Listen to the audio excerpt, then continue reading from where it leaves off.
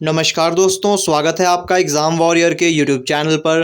आज की वीडियो में हम बात करने वाले हैं HPJYT पोस्ट कोड 817 के बारे में कि आखिर क्यों हमीरपुर बोर्ड के द्वारा 817 का रिज़ल्ट नहीं निकाला जा रहा।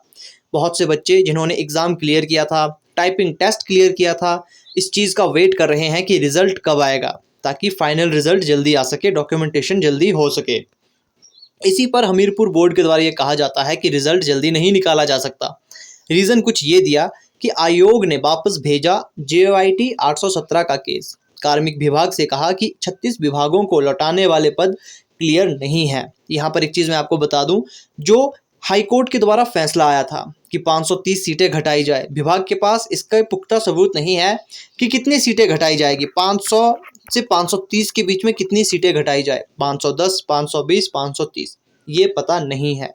और ना ही ये पता है कि 36 विभाग में से किस विभाग को कितने पद लौटाने हैं। इस चीज़ का भी यहाँ पर कोई सबूत नहीं है या फिर कोई भी इन्फॉर्मेशन नहीं है। अब देखिए, एक बात तो समझने वाली यहाँ पर है कि जो भी विभागों पर कार्य होते हैं वो मौखिक रूप से नहीं होते, वो लिखित रूप से होते हैं। कोई ना कोई डॉक्यूमेंट तो होंगे जहाँ पर ये लिखा होगा कि कितनी सीटें मर्ज हुई है और किन विभागों से मर्ज हुई है। देखिए, आप चाहे 500 सीटों में से आपके पास ये डॉक्यूमेंट तो उपलब्ध होगा, क्योंकि जब JYT 817 की भर्ती निकली थी, पहले सिर्फ 1300 पोस्ट थी।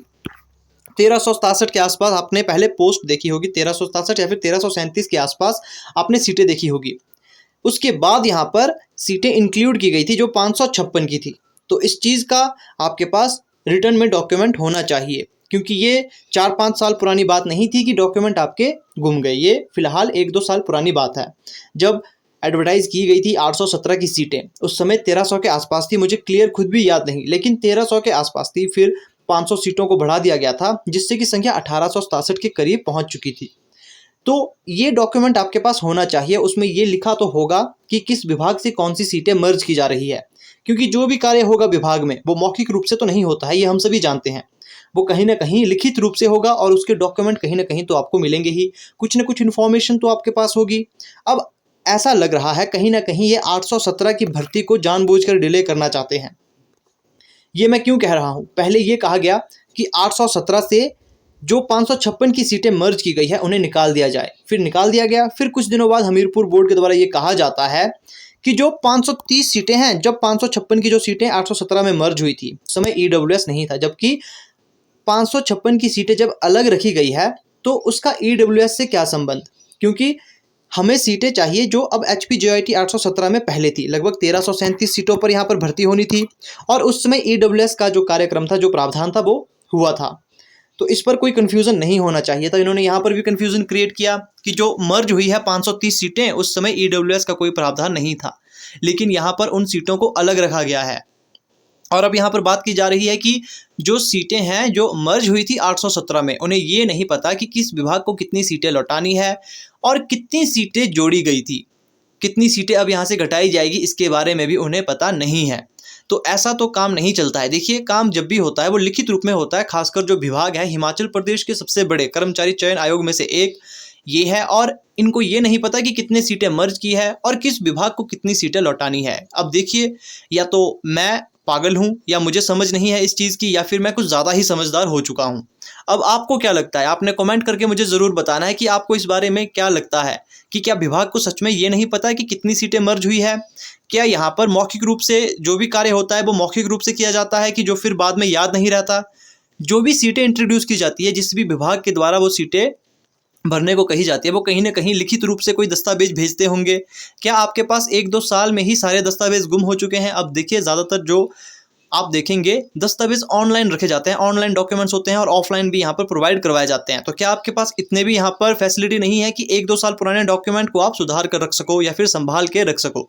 अब ये बात बहुत ही चिंताजनक है, क्योंकि आपने देखा होगा HPJYT पोस्ट कोड 817, इसमें बच्चों की कोई भी गलती नहीं थी। ना कोई पेपर लीक का मामला सामने आया, ना ही कुछ और गड़बड़ यहाँ पर हुई थी। यहाँ पर जो डिले का मेन कारण था वो था कि 556 से कुछ सीटें यहाँ पर मर्ज की गई थी, जिस वजह से बच्चों को बहुत लंबा इंतजार करना पड़ा। और कहीं ना कहीं ये नाइंसाफ़ी होगी 817 वालों के साथ। पहले तो हाई कोर्ट के द्वारा ये फैसला दे दिया जाता है कि इसमें सीटें रिड्यूस होगी। इसको मानने के बाद जो बचे हुए स्टूडेंट अपने डॉक्यूमेंटेशन की तैयारी कर रहे हैं, उन्हें फिर से यहाँ पर झटका लग जाता है कि आपको 5 से 6 महीने लगेंगे। क्योंकि ईडब्ल्यूएस उस समय नहीं था, जबकि ईडब्ल्यूएस की यहाँ बात ही नहीं है। बात यहाँ पर हो रही है जो सीटें यहाँ पर 817 में ही शुरू में थी। और अब यहाँ पर एक नई बात सामने आती है कि विभाग ही यहाँ पर निश्चित नहीं है कि किस विभाग में कितनी सीटें वापस देनी है और कितनी सीटें यहाँ से घटाई जाएगी।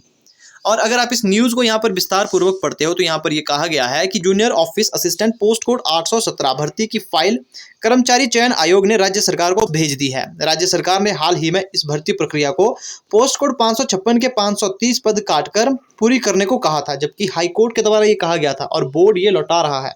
कहीं ना कहीं हाईकोर्ट की जो आदेश है उसकी अवहेलना भी तो यहाँ पर हो रही है। एक बार नहीं, 2 बार यहाँ पर हो चुकी है, क्योंकि पहले भी ऐसा ही मामला सामने आया था।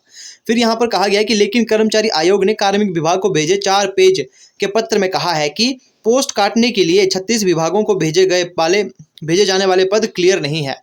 500 से लेकर 530 तक कितने भी हो सकते हैं, ये आपको कैसे नहीं पता? आपको थोड़ी शर्म यहाँ पर आनी चाहिए। देखिए, मैं वही बात फिर से यहाँ रिपीट करता हूँ, जो भी कार्य होता है विभाग में मौखिक रूप से थोड़ी होता है, लिखित रूप से होता होगा। आपके पास क्या कोई भी दस्तावेज नहीं जिससे आपको ये क्लैरिफिकेशन मिल सके कि किस विभाग में कितने पद आए थे या किसको कितने लौटाने हैं?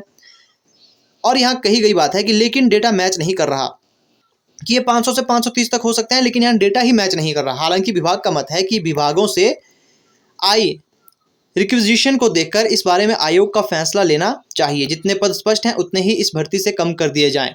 इससे पहले कार्मिक विभाग की तरफ से 530 पद घटाकर बाकी प्रक्रिया को जल्द पूरा करने के निर्देश दिए गए थे।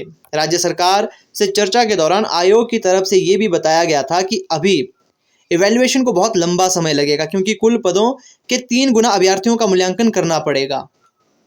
लेकिन राज्य सरकार ने आयोग को साफ कहा कि मैं इवैल्यूएशन के लिए कम से कम 10 टेबल लगाकर 1 महीने के अंदर यह प्रक्रिया पूरी की जाए। हालांकि अभी आयोग ने यह भी नहीं बताया कि बचा हुआ टाइपिंग टेस्ट पूरा हो गया है या नहीं। अतिरिक्त मुख्य सचिव कार्मिक विभाग प्रबोध सक्सेना ने आयोग से सचिव से खुद बात करके मूल्यांकन प्रक्रिया को तेज करने के लिए कहा।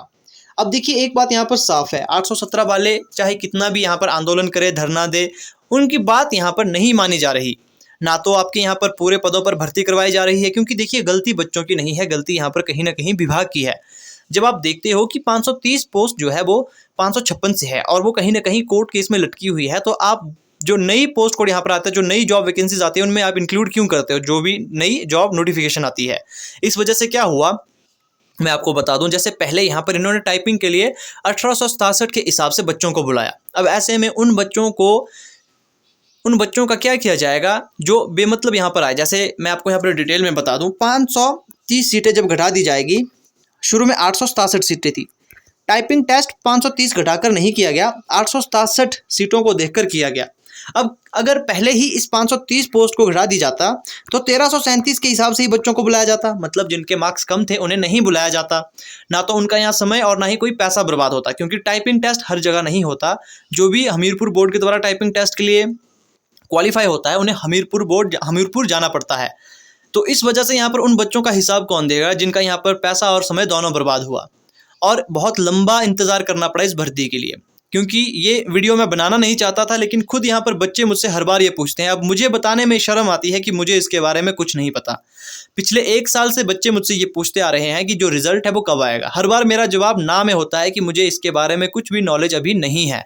और जैसे ही उम्मीद की किरण आती है मैं उन्हें बता देता हूँ कि आपका जो टाइपिंग टेस्ट है वो खत्म हो चुका है, तो अब आपकी जो इवैल्यूएशन होगी वो काफ़ी जल्द होगी। क्योंकि पीछे एक न्यूज़ आई थी कि 2 से ढाई महीने में ही आपका रिजल्ट आ जाएगा, वो भी फाइनल रिजल्ट आ जाएगा इवैल्यूएशन के बाद। तो ये न्यूज़ मैंने दी, बहुत से बच्चे खुश हुए। फिर जैसे ही हमने 1-2 दिन देखे तो उसमें एक और न्यूज़ आती है कि 5 से 6 महीने लगेंगे। अब यहाँ पर नया खेल यहाँ शुरू हो चुका है कि ये फिक्स ही नहीं है कि कितने पोस्ट घटा दी जाए। तो ये काफ़ी बुरी बात रहेगी। आयोग को इस चीज़ पर थोड़ा तो विचार करना चाहिए। बाकी आपका इसके बारे में क्या कहना है? क्या मैंने गलत कहा? क्योंकि हो सकता है कि मैं सही ना हूँ, जो मैंने अपनी राय यहाँ पर रखी है हो सकता है मैं कहीं ना कहीं गलत हूँ। तो आपने मुझे बताना है कि मैं गलत हूँ या नहीं हूँ, या फिर जो सही है वो क्या है, आपने मुझे कमेंट करके बताना है। क्योंकि बहुत से ऐसे बच्चे हैं जो इसके बारे में ज़्यादा डिटेल से जानते हैं, उन्हें शायद ज़्यादा पता होगा कि ये क्यों रोकी जा रही है, 817 की भर्ती प्रक्रिया को पूरा क्यों नहीं करवाया जा रहा, क्यों बच्चों की जो मांगे हैं उन्हें अनसुनी रखा जा रहा है। तो आपने कमेंट करके मुझे ज़रूर बताना है, ताकि अगर मुझसे कोई गलती हो रही हो, मैं गलत इन्फॉर्मेशन दे रहा हूँ, तो मैं उसे सही कर सकूँ। तो आई होप आपको वीडियो अच्छी लगी होगी। बाकी जिन बच्चों का ये सवाल था कि रिज़ल्ट कब आएगा, तो देखिए रिज़ल्ट जल्दी आएगा, लेकिन अब ये नहीं बताया जा सकता क्योंकि आयोग के द्वारा कोई ना कोई यहाँ पर अड़चनें आ ही रही है। कभी EWS को लेकर, कभी सीटों के आवंटन को लेकर। तो जैसे ही कोई और अपडेट आएगा मैं आपको बता दूंगा। बाकी आपने जो बाकी टेस्ट आपके आने वाले हैं इनकी तैयारी करते रहना है, क्योंकि कभी ना कभी तो एग्ज़ाम यहाँ पर क्वालिफाई हो ही जाएगा, कभी ना कभी तो रिजल्ट आएगा ही। तो इस चीज़ पर आपने निर्भर रहना है। तो बाकी मिलते हैं आपसे नेक्स्ट वीडियो में। जैसे ही कोई ऑफिशियली अपडेट आता है, मुझे कुछ इन्फॉर्मेशन मिलती है रिजल्ट के रिगार्डिंग, मैं आपको बता दूंगा। तो मिलते हैं आपसे नेक्स्ट वीडियो में।